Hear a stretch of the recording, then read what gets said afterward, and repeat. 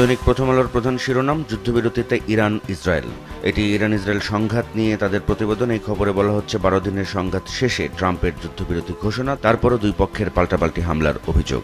এই সংক্রান্ত একটি বিশ্লেষণও ছেপেছে প্রথম আলো। শিরোনাম, ট্রাম্পের যুদ্ধবিরতি ঘোষণা কেন? রাজনৈতিক অনিশ্চয়তা সহ 4 কারণে অর্থনীতি খারাপ।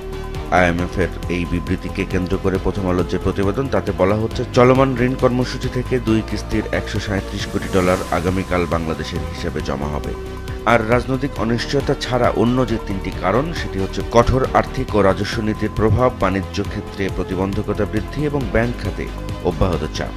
এমনটাই বলছে আইএমএফ। স্বামী সভাপতি, স্ত্রী সম্পাদক, বাসাতেই দলের কার্যালয়। নতুন রাজনৈতিক দল নিয়ে প্রথম আলোর একটি প্রতিবেদনের শিরোনাম এটি। এই খবরে আরও বলা হচ্ছে, নিবন্ধনের জন্য আবেদন করা দলগুলোর মধ্যে কোনোটির কার্যালয়ে রেস্তোরাঁতে, কোনোটির ড্রয়িং রুমে, আবার এক কক্ষে 2 দলের কার্যালয়ও রয়েছে। প্রথম আলোর শেষ পাতার একটি খবর, 3 জেলার সীমান্ত দিয়েছে 40 জনকে, ঠেলে পাঠালো বিএসএফ। দৈনিক সমকালের প্রধান শিরোনাম, যুদ্ধবিরতির ঘোষণা, ট্রাম্পের লঙ্ঘনের অভিযোগ দুপক্ষের। এই খবরে বলা হচ্ছে, ইরান জানিয়েছে তাদের পক্ষে নিহত হয়েছে 610 জন, আহত হয়েছে 4700-র বেশি। অন্যদিকে ইসরায়েল জানিয়েছে তাদের নিহত হয়েছে 28 জন, আহত হয়েছে 800-র মতো। আমের বাজার ভালো না, এই শিরোনামে সমকাল একটি প্রতিবেদন ছাপিয়েছে। তাতে বলা হচ্ছে, যেদিকেই চোখ পড়ে সেখানেই আম, এবং আমের এই ভর মৌসুমে সংকটে পড়েছেন চাষিরা। ভালো ফলন হলেও কাঙ্ক্ষিত দাম পাচ্ছেন না তারা, এবং এর একটি কারণ হচ্ছে গরমে একসঙ্গে পাকছে সব জাতের আম। সমকালের শেষ পাতার খবর, নিরাপত্তা বাহিনীর সামনেই রেল বাংকারের পাথর লুট। এটি সিলেটের ভোলাগঞ্জ থেকে পাঠানো প্রতিবেদন। এই খবরে বলা হচ্ছে, প্রতিদিন শতাধিক নৌকায় নিয়ে যাওয়া হচ্ছে মূল্যবান পাথর। পাথর তুলে নেওয়ায় পাহাড় টিলা পরিণত হয়েছে খানাখন্দে। একদিনে ডেঙ্গু আক্রান্ত 394। ডেঙ্গু নিয়ে সমকালের এই প্রতিবেদনে বলা হচ্ছে, প্রতিদিনই বাড়ছে হাসপাতালে ভর্তি হওয়া ডেঙ্গু রোগীর সংখ্যা। মে মাসের তুলনায় জুনে রোগী হয়েছে 2.5 গুণ। দৈনিক বাংলাদেশ প্রতিদিনের প্রধান শিরোনাম, যুদ্ধবিরতির মাঝেও হামলা। এই প্রতিবেদনে বলা হচ্ছে, ইসরায়েলের 2 জন মন্ত্রী এমনটা অভিযোগ করেছেন যে ইরান যুদ্ধবিরতি লঙ্ঘন করেছে। আর অন্যদিকে ইরান জানিয়েছে যে কয়েক ঘন্টার মধ্যে তেহরান কোনো ক্ষেপণাস্ত্র ছোড়েনি। রাজনীতিতে ভোটের প্রস্তুতি, এটি আসলে 4টি আলাদা প্রতিবেদনের একটি শিরোনাম। 4টি প্রতিবেদনগুলো, একটি বিএনপিকে ঘিরে, একটি জামাতকে ঘিরে, অন্যটি এনসিপি এবং বাম দলকে ঘিরে আরও 2টি প্রতিবেদন রয়েছে। বিএনপি সংক্রান্ত প্রতিবেদনের শিরোনাম, মনোনয়ন পেতে বিএনপিতে দৌড়ঝাঁপ। জামাত সংক্রান্ত প্রতিবেদনের শিরোনাম, ঘর গুছিয়ে আনছে জামাত। অন্যদিকে আরেকটি প্রতিবেদনে বাংলাদেশ প্রতিদিন বলছে, 300 আসনে প্রার্থী দেওয়ার প্রস্তুতি নিয়েছে এনসিপি, আর এমপি প্রার্থীর তালিকা করছেন বাম নেতারা। এই শিরোনামে চতুর্থ প্রতিবেদনটি ছাপানো হয়েছে। নগর ভবনে সংঘর্ষ ইশরাকপন্থীদের। এই প্রতিবেদনে বাংলাদেশ প্রতিদিন বলছে, ঢাকা দক্ষিণ সিটি কর্পোরেশনের নগর ভবনে বিএনপি নেতা ইশরাক হোসেনের সমর্থকদের 2 পক্ষের সংঘর্ষের ঘটনা ঘটেছে এবং এতে আহত হয়েছে 9 জন। নিয়ন্ত্রণহীন আইন শৃঙ্খলা। এই প্রতিবেদনে বাংলাদেশ প্রতিদিন বলছে, কোনোভাবেই নিয়ন্ত্রণে আসছে না আইন শৃঙ্খলা পরিস্থিতি। একের পর এক মব সৃষ্টির ঘটনায় আতঙ্ক ছড়িয়ে পড়েছে সমাজের বিভিন্ন স্তরে, এবং দিনে গড়ে 10টি খুন হচ্ছে, এমনটিও বলা হচ্ছে এই প্রতিবেদনে। দৈনিক আজকের পত্রিকার প্রধান শিরোনাম, নিম্নমানের 15 লাখ বইয়ে চলছে পড়া।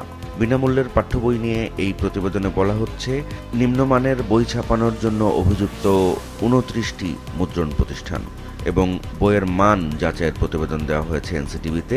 মুদ্রণকারী প্রতিষ্ঠান ও কর্মকর্তাদের উল্টো অভিযোগ, মান যাচাইয়ের মান নিয়েই উল্টো অভিযোগ করেছে মুদ্রণকারী প্রতিষ্ঠান এবং কর্মকর্তারা। আজকের পত্রিকার অন্য আরেকটি খবর, যুদ্ধ বাঁধিয়ে লাগাম টানার চেষ্টায় ট্রাম্প। ইরান ইসরায়েল সংঘাত নিয়ে এই প্রতিবেদনে বলা হচ্ছে, মার্কিন প্রেসিডেন্ট ডোনাল্ড ট্রাম্পের পক্ষ থেকে ইরান ও ইসরায়েলের মধ্যকার যুদ্ধবিরতির ঘোষণার পরও পাল্টাপাল্টি হামলার ঘটনা ঘটেছে। ডেঙ্গুতে আক্রান্তের সংখ্যা বেড়েই চলেছে, রোগী বেশি বরগুনায়। ডেঙ্গু সংক্রান্ত এই প্রতিবেদনে আজকের পত্রিকা বলছে, সবশেষ 24 ঘন্টায় সারা দেশের হাসপাতালগুলোতে প্রায় 400 ডেঙ্গু রোগী ভর্তি হয়েছে। আজকের পত্রিকার শেষ পাতার একটি খবর, নগর ভবনে দুপক্ষের সংঘর্ষ, সাংবাদিককে ছুরি দেখিয়ে হুমকি। এই খবরে বলা হচ্ছে, ইশরাক হোসেনের আন্দোলনের মধ্যে নগর ভবনের কর্মচারীদের 2 পক্ষের মধ্যে সংঘর্ষের ঘটনা ঘটেছে, এবং এই সংঘর্ষ চলার সময় ভিডিও ধারণকালে এক সাংবাদিককে ছুরি দেখিয়ে হুমকি দেওয়া হয়েছে। দৈনিক দেশ রূপান্তরের প্রধান শিরোনাম, যুদ্ধবিরতির পরও সংঘাতের রেশ। এটি ইরান ইসরায়েল এবং যুক্তরাষ্ট্রের মধ্যকার যে চলমান উত্তেজনা সে সংক্রান্ত প্রতিবেদন। দেশ রূপান্তর অন্য আরেকটি খবরে বলছে, উত্তরা অ্যাপার্টমেন্ট প্রকল্পে টাকা লোপাটের ছক। এই খবরে বলা হচ্ছে, ঢাকায় বসবাসকারী নাগরিকদের আবাসন সংকট কমাতে উত্তরায় একটি অ্যাপার্টমেন্ট নির্মাণ প্রকল্প গ্রহণ করতে যাচ্ছে রাজধানী উন্নয়ন কর্তৃপক্ষ। এবং এতে ৭,৫০০-এর বেশি আবাসিক ফ্ল্যাট নির্মাণ করা হবে এবং এটি বাস্তবায়নে ব্যয় ধরা হয়েছে ১৬,৮২৭ কোটি টাকা। কিন্তু ভবন নির্মাণ ও সড়ক নির্মাণে যে ব্যয় ধরা হয়েছে তা স্বাভাবিকের চেয়ে অনেক বেশি এবং পরিকল্পনা কমিশন মনে করছে অর্থ লোপাটের ছকই করা হয়েছে এই অ্যাপার্টমেন্ট প্রকল্পের মধ্যে। রোহিঙ্গা পুশিনে বাড়ছে উদ্বেগ।